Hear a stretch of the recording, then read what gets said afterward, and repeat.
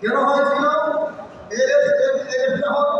শাহবাগে নাস্তিকেরা আল্লাহ রাসূল কোরআন হাদিসকে কটাক্ষ করতেছে এবং প্রত্যেকটা উপজেলায় যখন তারা জালিমি বন্ধ করছিল, এগুলিকে ধ্বংস করার জন্য এই হেফাজতের উৎপত্তি হয়েছে। আর সেটা হয়েছে, হয় নাই?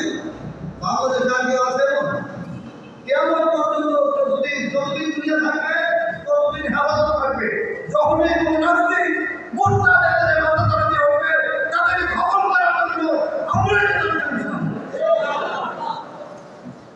আমার অনেক ভাইরা বলেছে হেফাজতে ইসলাম আলোচনা সংগঠনের 100%, কিন্তু হেফাজতে ইসলাম যারা করেন তাদের মধ্যে অনেকের রাজনীতিতে আছে আছে আমরা যদি আমাদের নেতা বাংলাদেশের শিল্পপুরুষ মুফতি ফজলুল্লাহ আহমদকে অনুসরণ করি, তিনি কি রাজনীতি করেন নাই? বলেন, করেন নাই? করেছেন।